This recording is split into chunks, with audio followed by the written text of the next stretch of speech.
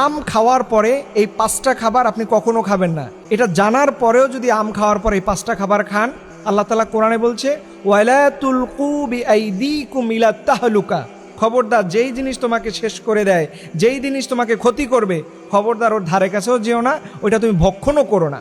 1 number, আম খাওয়ার পরে আপনি কখনো পানি খাবেন না, কারণ এই আমের মধ্যে রয়েছে হাইড্রেটিং শক্তি, ক্যাটোরিন, ক্যালসিয়াম, আয়রন, ভিটামিন সমৃদ্ধ থাকে এই আমের মধ্যে। খবরদার এই উপাদানগুলো থাকার পরে কোনো মানুষ যদি পানি পান করে তাহলে তার পেটের মধ্যে অ্যাসিডিটি হবে। এর জন্য মানুষ বলে ফল খাওয়ার পরে কখনো জল খাওয়া যাবে না।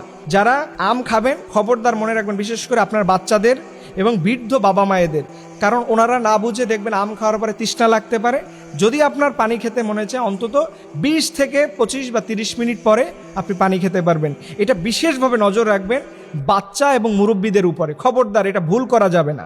2 নাম্বার, আমের সাথে দুধ বা দই জাতীয় খাবার খাওয়া যাবে না। এই খাবারটা খায়নি এরকম মানুষ খুব কমই আছে যারা আমের সাথে দুধ দিয়ে এই আমের সিজনে তারা খায় না।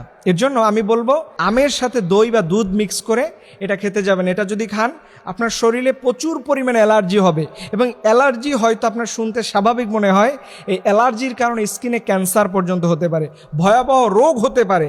এর জন্য আম খাওয়ার পরে আমের সাথে দুধ বা আম খাওয়ার পরে দই কখনো এটা খেতে যাবেন না। 3 নাম্বার, আম খাওয়ার পরে করলা খাবেন না, বা করলা খাওয়ার পরে আম খাবেন না। দেখবেন আপনি অনেক সময় বেড়াইতে গেছেন, ওনারা আপনাকে প্রথমে ফুড দিল, আপনি খেয়েছেন, আম খেয়ে ফেললেন।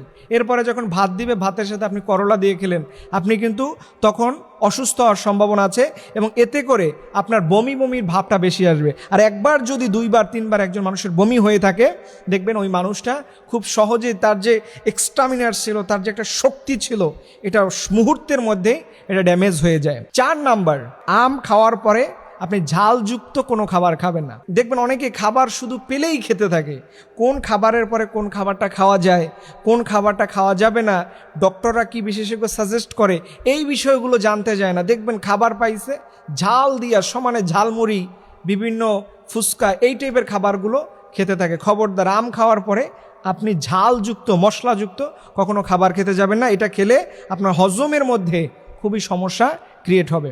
সর্বশেষ এবং 5 নাম্বার হচ্ছে কোমল পানীয়, সফট ড্রিঙ্কস, আম খাওয়ার পরে এগুলো খেতে যাবেন না।